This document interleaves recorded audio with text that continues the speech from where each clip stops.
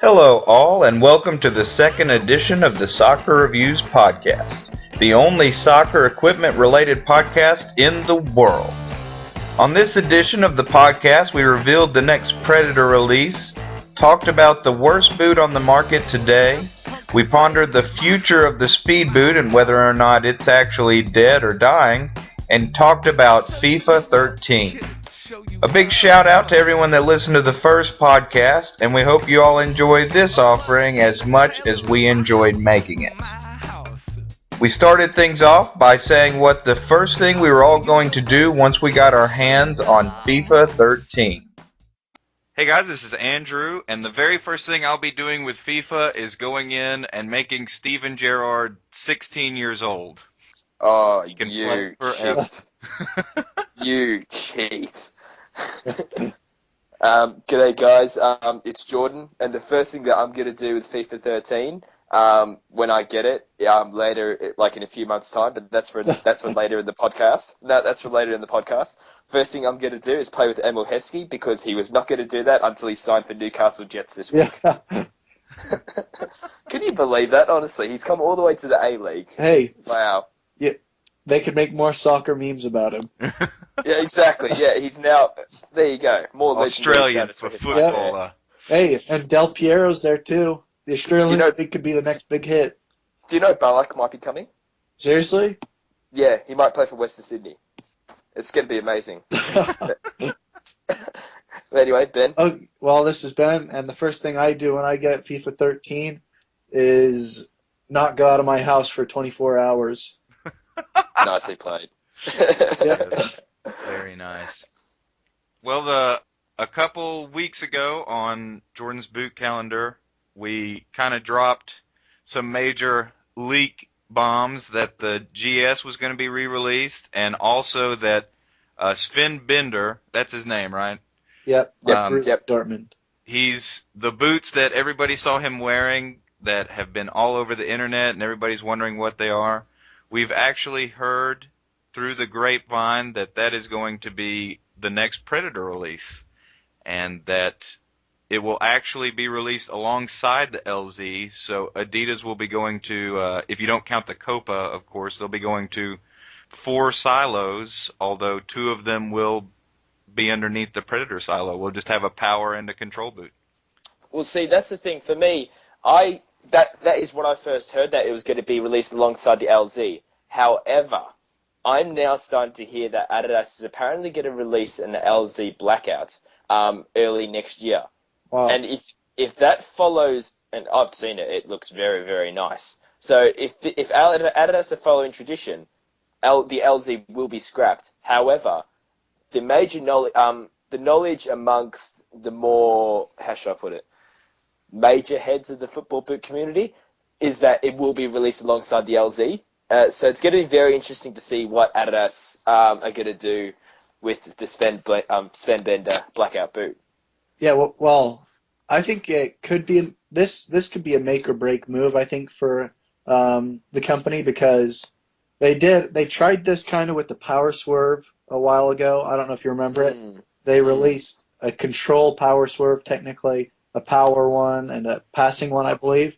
Oh yeah, those are ridiculous. Yeah, there was no difference in them except for like the tungsten powder at the bottom or something like that. Exactly, yeah. So I think if they want this to be successful, they're going to have to make it a pretty drastic difference or change from the current LZ. Well, that's the thing. I've taken a look at apparent rumors of the boot and images of the boot. It looks like, I think the most noticeable part of the boot is definitely that yellow taping across the midfoot. It's hard to say what that tape is. It could be like a sprint frame sort of thing, just to hold the boot together, or it could have rebound properties. It's quite hard to tell. But for me, the thing that I'm going to be most excited about, it's actually the quilted area near the toe. Apparently, it's not kangaroo leather. It's not a natural product at all. But it looks so soft in the photos. It looks absolutely amazing. Yeah. So it'd be interesting to see what it is. Speaking of which, go out and check. I believe, Jordan, you posted it when Sven Bender first wore those. Yeah. I actually, Yeah. when Sven Bender first wore them, we had an article up that speculated what the boot could be. And we have And images of him wearing the boot, correct? that's right, yeah. And you can take a look at those images, guys. We'll put a link in the description or in the article on the post on the website, and you can take a look and you can maybe take a look at them and tell us what you think they are. When they first came out, we all thought they were F50s just because of the sprint frame on it. But now that we've seen the new F50s, then I think that's when everybody started moving it over into the Predator. Well, it's definitely not an Adipure. I mean, it's fair to say that it's got to be a Predator. It's just how it'll be released in terms of it being a control or power boot. We're going to have to speculate. For the LZ. Yeah, exactly. Now that I've seen this Blackout LZ, it's really changed things. It's really quite created a bit of a ripple in terms of where Adidas is taking all of this. Yeah, I think for sure because you said it, and for you viewers out there, listeners. Yeah, listeners. Sorry, No, they're listening. They're watching this on YouTube. So Andrew, get it right, man. Oh, yeah, Andrew, don't just point fingers at me.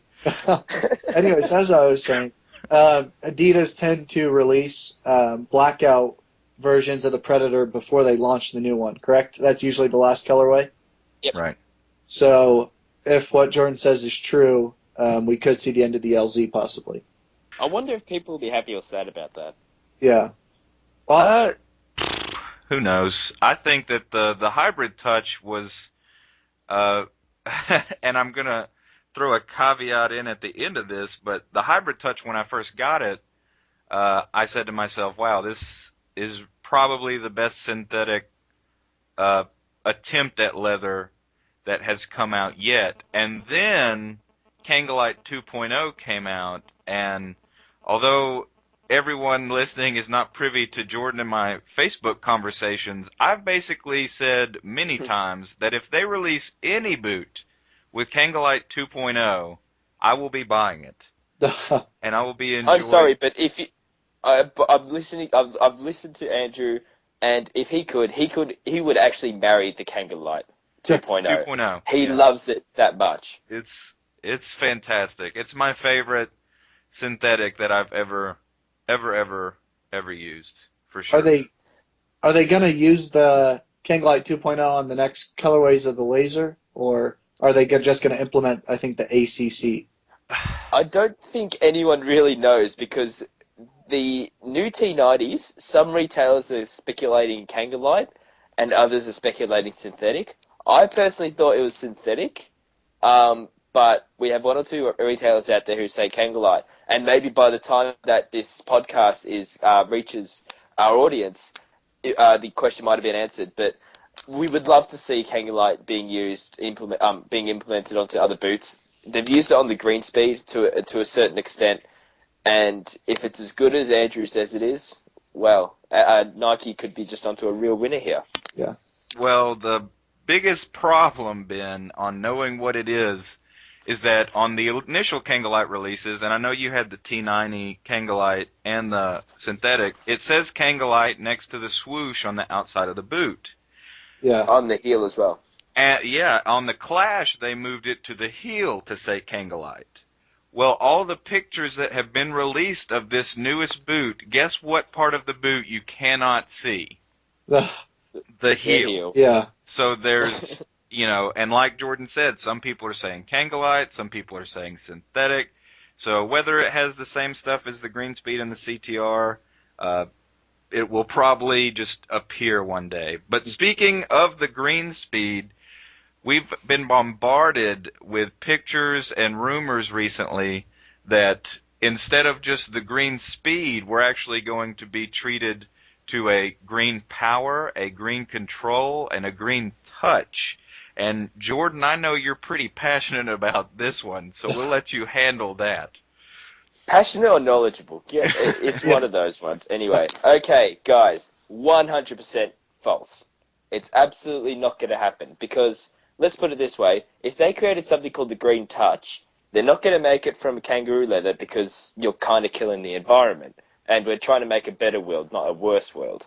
So that means you'll probably be putting Kangalite on it. So then what would be the difference between a Tiempo, which has got a full Kangalite upper and a CTR. It's the exact same thing. And chances are Kangalite will also be used on the T90. So that means you're going to have a base model with a full Kangalite upper, another model with a few dots on it to help control, and another model that has a shot shield. So you're going to have 3 boots that are virtually the exact same. It's absolutely not going to happen. Yeah, I don't think I could make it much clearer. Yeah. Well, moving away from Nike, someone before mentioned the new F50.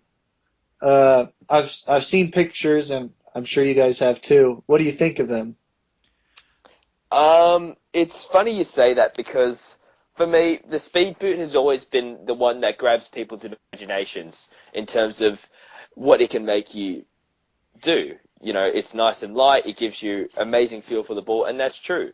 But what concerns me is that Adidas, the last few Adizero models, they're not that different from each other. Mm-hmm.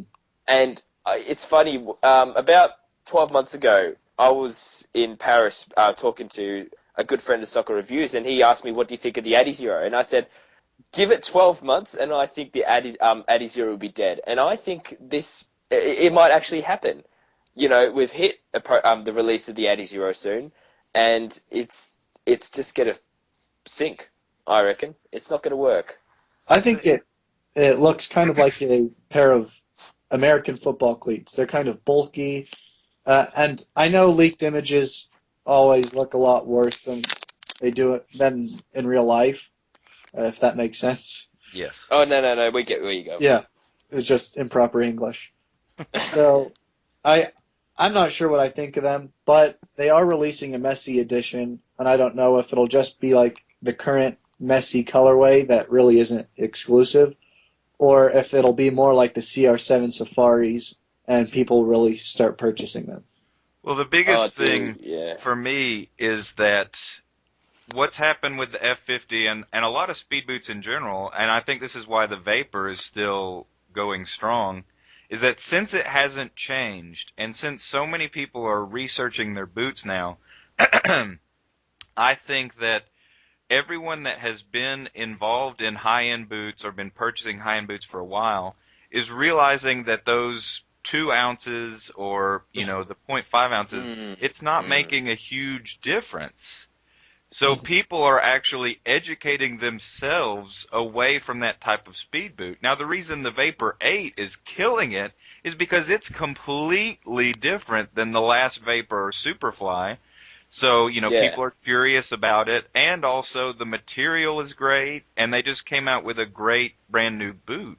Whereas if Adidas just, regurgitate an F50 that has just some cosmetic changes, then a lot of people are just going to be like, you know what, I'd rather get a boot that's comfortable and has that extra ounce than, get a boot that I feel like I've already had to purchase 3 different times. Yeah. Well, Well, Jordan. what I think it is that excuse me. What I think it is because the companies ultimately make what they think the consumers want. And when the F50 first came out, it was so successful. And so why would Adidas want to change something that isn't broken? Yeah. They said, let's re-release the same thing. And that's what's happened with the My Coach. It's not that much different. Now that people have started to be a bit bored of the F50, they've started to drop off. And so that's why Adidas's attempts at just re-releasing the same thing isn't working anymore. And Nike went through the same thing. You know, the Vapor 5, Vapor 6, that was hugely successful, right? Mm-hmm. They used to be the boots everyone wanted. And then the Superfly 2 and 3 was like a bit of it was the down period for the boot, and now it's come back up. Mm-hmm. But it's interesting whether, what Andrew was saying, how people really don't mind about that 2 extra ounces in weight. It's a good question. It raises the question whether the speed boot is dead. Go ahead. I think that, as mentioned before, I think as long as they are creative and they release something that the general public is like, wow, that is different enough, and I'm curious to see how that performs in comparison, then the speed boot has a chance. Like, I think if Nike continues the way they went with the Vapor 8 and the next Vapor they release It has some curiosity behind it, and people are curious to see how it performs, then people will continue buying that boot. But like the F50, if they just release it and everybody in the reviewing community and everybody that is knowledgeable of the boot starts just saying, hey, it's just like when we went from the Adizero that got released in the 2010 World Cup and all that, and it's just a cosmetic change, then I don't think people are going to blow the money on the boot. Plus, at the end of the day, almost every boot on the market is getting close enough to that 6.0 ounces that pretty much all the speed boots circle around, that it's not as big a deal to go buy an LZ or something else because it's relatively close to that weight. So I think, as far as is it dying, for me personally, I think you might see a silo die here and there. But as long as the companies keep it interesting, I'm sure that there'll be a market for it. Yeah, well, I have two things to say about that. One, that's a perfect point about how the average weight of boots now is decreasing. So you're kind of getting to the point where the speed boots aren't even that much lighter. So in that sense, I think the speed boot won't be as drastically light. But there'll always be the speed boot because that's for the flair players, as they market it. That's for the cool kids. Yeah, So, yeah. so I think the way they market it, it's always the speed boot's going to be there because if you see your idols, Lionel Messi or Cristiano Ronaldo wearing them, you're going to buy them if you're a 14-year-old. So Yeah. I think they're going to keep on pushing the marketing aspect of that because that's got to be one of their most lucrative sources of revenue. I think it would be. But the thing is, though, the difference between the current Vapor 8 and the Vapor 9, it's not overly. Oh, actually, let's say it's a bigger difference than the Mycoach Adizero to the new Adizero, but I don't like how Nike is sort of going back to carbon fiber because they're creating a half carbon fiber, half glass composite sole plate. I don't like how they're going back to what they used to do Just in terms of trying to use carbon fiber. just one So quick yeah, question. Sorry. You guys have been talking about how the Ad Zeros haven't been different, but Jordan, I know you've had the past two models, I believe. yep. What in one sentence, and then go back to what you're saying. Sorry, I didn't mean to interrupt. How different are the boots? Except for the fit, which is it's a bit tighter around the heel, Hmm. and the upper feels a little bit better. There's not that much difference, Okay. in all honesty. So I just wanted, That's what it really is. yeah, I just wanted our viewers to know that we actually had substance behind our claims that they're not any different. Oh yeah, yeah, Yeah. fair enough. Yeah, no. Well, Clever from point, man. pictures, I can tell from pictures. I Yeah. don't have to touch the boot.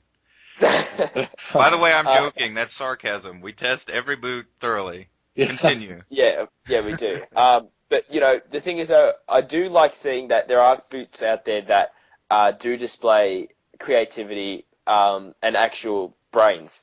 Palais Sports Trinity. Yeah. Okay, it might not be the greatest boot on the market, but I love how they've tried something different. They went and changed the sole plate into the most remarkable sole plate I've ever seen.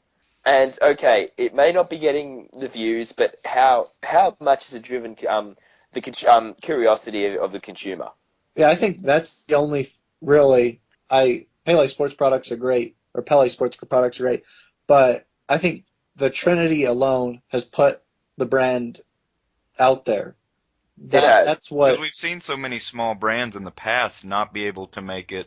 I mean, they'll find their niche. Like Concave had the little yeah. thing on top of the laces, and you've had other small brands like this they've attempted to create something new, and within a year, there hasn't really been any professional player pickup, or there hasn't been any pickup at the recreational level. Whereas with Pele Sports, yeah, they kind of do have the added benefit of a spokesperson Yeah. with the most popular name in soccer, but Mm. they've created some products that are, they have the 1970 for the classic type boot people, and then they decided that they weren't happy with just being known as that, known as a company that would produce boots that Pele himself would wear, and they came Yeah. out And I don't know if you guys have subscribed to their stuff on Facebook, but they post stuff all the time about how they have scientists and they do studies and all this stuff. And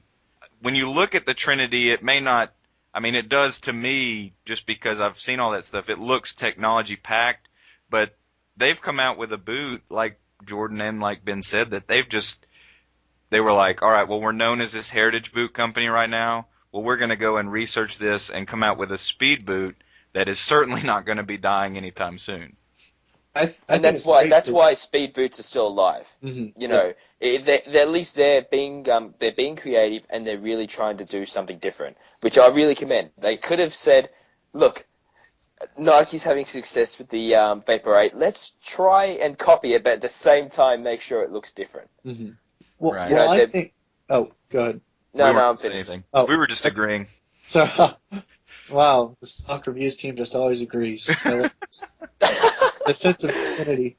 Going back to the Trinity, I think that as both of you guys have said, what consumers want has to be different. But going back to concave, I think that was too different in the sense that for an amateur player who doesn't want to shell out, I think it was $150 US dollars for a pair of concaves.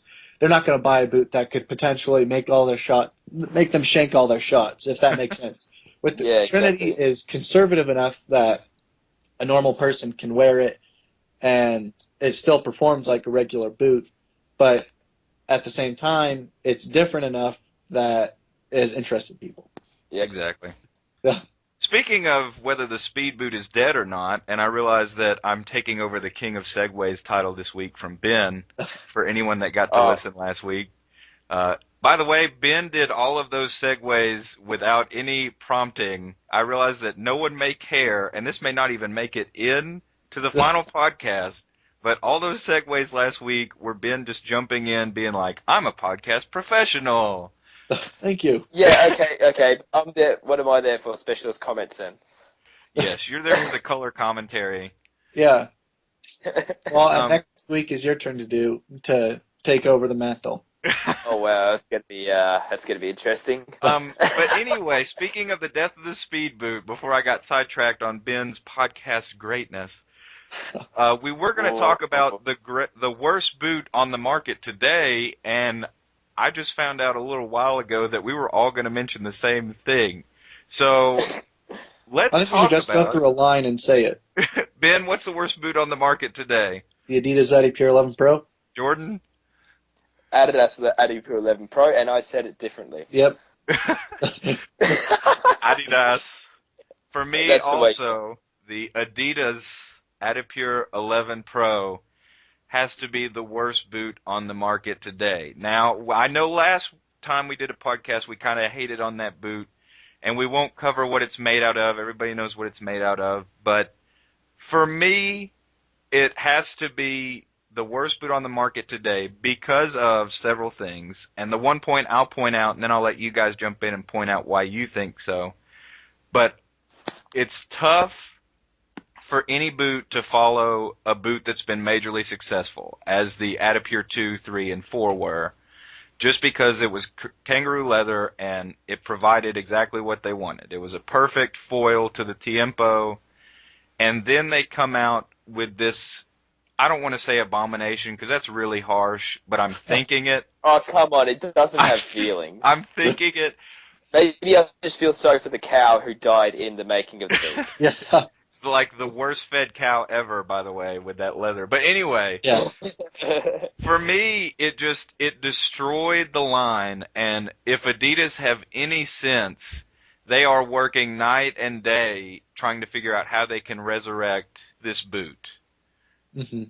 Because for me, like we mentioned, for me right now, it is the worst boot on the market today, and it is the only boot that I have ever gotten in for reviewing. And I mentioned last week, I'm the guy that does the tier reviews. I've worn the lowest of the low in every silo for Adidas and Nike in writing those.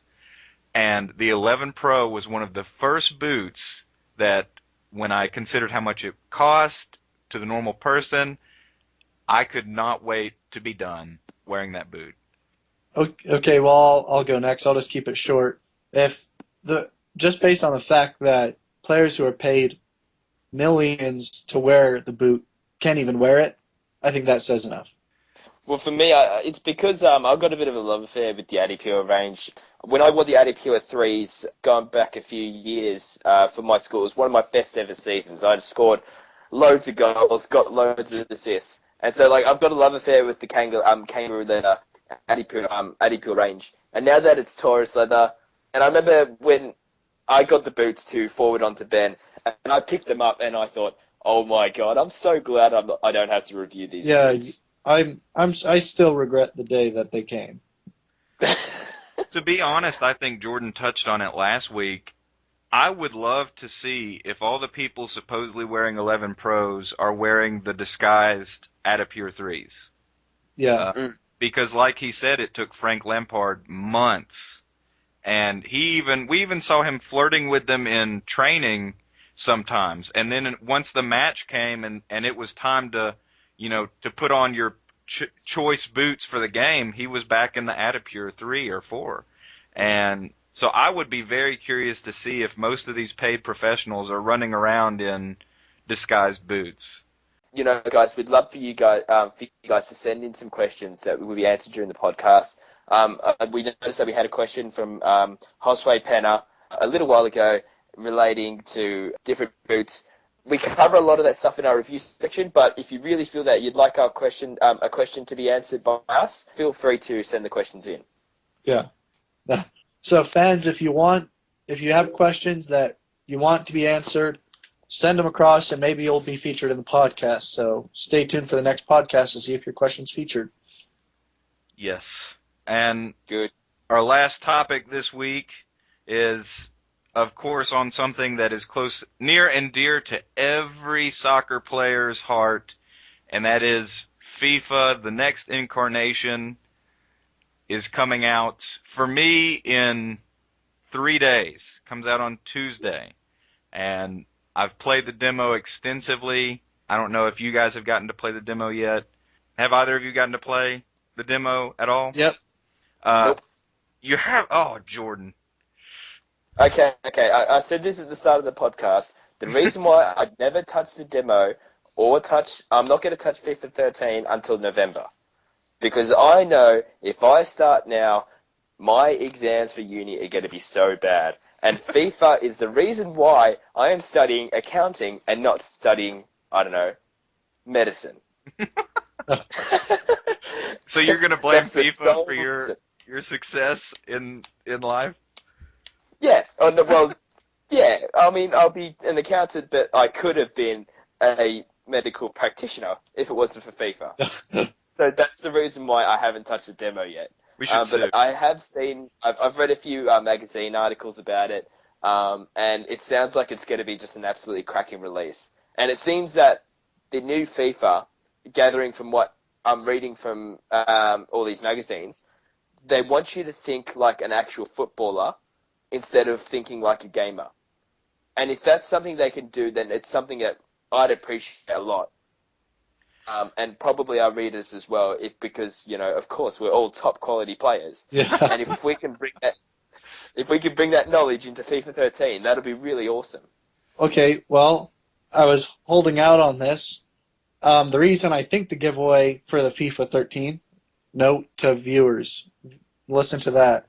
But anyways, the reason I think it's still going forward is yesterday, out of the blue, a copy of FIFA 13 showed up on my doorstep. I hate What? you. I would be lying if I didn't say it. I wasn't expecting it. So you can imagine the delight I had. I literally ran. I ran screaming and everything. And for those that know me, I'm a lazy guy that doesn't like running. So Oh my God, you're a footballer? yes. Whose highlight reel is on the Soccer Reviews channel for anyone who wants to watch that. Yeah, that was Oh, yeah. accidentally put on there. But so as you can guess, so I was planning to have a good Friday night. It turned out it was just me at home on a couch playing FIFA. And it's a good. That's what FIFA does to you. It gets rid of your social life. So Jordan, I agree with you. Luckily, My school here is a joke, so I don't ever have any work. But It's going back okay. to FIFA 13, I can say definitively that it is an upgrade from FIFA 12. I'm not going to say it's a massive overhaul that completely changes everything because I'd be lying, but they pay attention to the small details and just make it more realistic. So the two things I want to touch on really quick are there's the new attacking movement. So everyone knows through in FIFA that you start screaming at your players when they don't make runs that you want them to. Hmm. But now the players will actually make intelligent runs. So if I'm going one way, the guy will make an overlapping run around me, and I can play through ball time, stuff like that. And that Very makes a big nice. difference. And also, the one other thing is first touch and the touch control. It's in real life you would get, or I mean in FIFA you would get Lionel Messi having the same amount of perfect touches as a player with 58 rating on Wimbledon AFC. Everyone had perfect touches. Now, the amount of good touches and based on the passes that they're played, the control done by players is different. So you'll actually see balls bouncing off the feet and stuff. So that's just two quick things I wanted to say. Well, I've only gotten to play the demo. I'm not lucky like you, which I'm extremely jealous. But the demo for FIFA 12 when it came out, I was actually depressed because the demo for FIFA 12 I thought was horrible, and it was just they had just introduced the physical impact engine, and they had introduced all this stuff, and I thought FIFA 12 was going to be horrible. And then of course it came out and it was great. You know, they did dumb down the career mode a little bit, and that's kind of my bread and butter. But with the FIFA 13 demo, I loved every second of playing the FIFA 13 demo. The only thing I hope that happens when I actually get the game in hand is that when I'm playing online and dominating, I hope that people cannot use the finesse shot from 25 yards away. No, you can't. Good. Because that Oh, used to really? always drive me up the wall. Where people who that's all they knew how to do was fake cross, cut inside, and curl one into the top corner. And everyone that's That's the young listening that style. does that, you know exactly who you Yeah. are because so many people do that. And I just hope that that's out. And one thing I sent to Jordan, and Ben, you'll have to double check this, but I'm almost 100% sure because this is in the FIFA 13 Creation Center. Oh, yes, this is brilliant. I noticed on some of the traits that this year there is a diver trait that you can dive to try and get calls. I saw you put that. I didn't even look for it. Totally forgot about it in I my. have a bit of an issue, and EA Sports, if you're listening, or anyone connected with that, I seriously doubt it, but I'll throw it in there just in case. There is no way that Steven Gerrard should have the diver trait if, you know, I know a lot of people are going to comment and say, well, he does dive sometimes. All right, everybody does. But there's no way that Stevie G should have the diver trait if Sergio Busquets does not. Am I right? Well, Yeah. the thing is, I was talking about this with a mate yesterday, and he raised a good point. Busquets isn't a diver, he's just a little girl. Yeah. There's a difference. We're not being sexist, by the way. That's just. But, like, as in, okay, it's not like, Busquets isn't the sort of guy who gets to the edge of the box and goes, "Ah, I died." He'll be more likely to do it in the middle of the park. That's still diving. But it's not like Ashley Young, I is was it? unable to see his stats. If he does not have the diver trait and Steven Gerrard, see, it's just one of those things. And if people haven't figured this out by now, I talk all the time on soccer reviews in my articles, which you should read sometime. They're quite good. That I don't have a team that I I don't really put root my articles, you shouldn't. I don't really have a team I root for, and I love the game more because of it, because I can watch any game and enjoy the heck out of it. And yeah, I'm also not 7 years old, and I don't start rooting for a team when they're winning. But anyway, Steven Gerrard, by far, I will admit, is my favorite player that exists on the face of the planet today. And so, of course, when I logged in, his stats were the first that I went to, and the fact that he was a diver. I then went and looked at everybody's stats to see who was a diver, and Torres is not a diver. Busquets is not a diver. I'm trying to think of anybody else I looked at. I know Suarez was a diver, but hey, that needs to Yeah. be. That's a Ronaldo good- Yeah. was a diver. He needs to be. Neymar was a diver, and he needs to be. Well, the thing is, though, Andrew was actually telling me about a few of the skill levels that the players have been given. Ribery is a 90, which I find that's a bit rich. Mhm. Considering Um, the season he had last year, I kind of felt like he and I understand they made it to the final, but Ribery kind of seemed to have a little bit of an off season last season Mhm. for well, me. then if he's 90, how much is Messi then? He's 94. And That's overstating it. That's and overstating it. something that will make Ronaldo very angry is he's 92. Oh, but like that's overstating it for me. When you hit getting players who are 94 naturally, Mhm. I don't know, tone it down a bit. It Yeah. can't be that. Mhm. Well, I think And the reason that they have yeah, to change Messi's stats is in the past, and I understand this, but in past versions, I've never bought Messi or had Messi on a team because he was always so easy to knock off the ball. I mean, Yeah.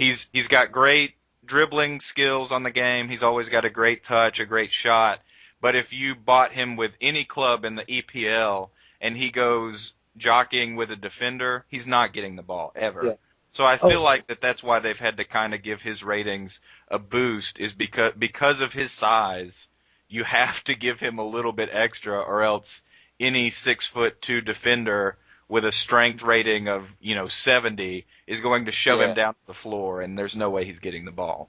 Even there's though we've two. seen Messi, shove guys, Vidic's size down to the ground. I mean, he's strong, but the game has never really been able to factor that in. So maybe that's why he's got the ratings boost over Yeah. Ronaldo.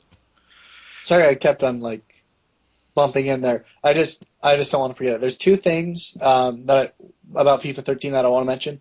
One, the transfer windows and doing transfers is so much more realistic now because depending on how many years you have left on your contract, the price for that player will be a lot significantly lower than if he has 1 year left than if he has 5 years left. So that's one little thing. You can now coach, or depending if you do via pro mode, which I detest, you can go do internationals now. So you can coach an international team, which I think is really cool. Mm. I'll be And I excited. think, yeah, I mean, I think we're all going to be excited for FIFA 13. I'm excited for the November launch for me. Hey, doing it for my own good, guys. Well, maybe we'll email Konami and get you Pro Evolution sent over to you. Yeah. There you go. Oh man, I think that's pretty much everything. Yeah. Yeah, Sorry for rambling on about FIFA, guys. that's fine. This is just It's fun. okay. It's okay. Andrew just wants to kill you now. Yeah. We always have way too much fun making these, and we really hope that you guys enjoyed them enough for us to keep making them. If you have any questions or you just want to get your name featured on the next podcast, go ahead and ask some questions in the comment section on our Facebook, our YouTube, or even on our website, soccerreviews.com. The next time we can all sync our watches and get together, we will be discussing the upcoming F50 release, the best synthetic on the market, and our in-house referee wants us to discuss how diving is affecting the game. Keep an eye out for giveaways on our Facebook page and wherever you are listening to this. And make sure to head over to our Facebook page, give us a like, and then go read some articles on our website. Also, feel free to comment on the YouTube link and say stuff about how Jordan pronounces all the brand names wrong. Thanks for listening, and we can't wait to talk again on the next edition of the Soccer Reviews podcast.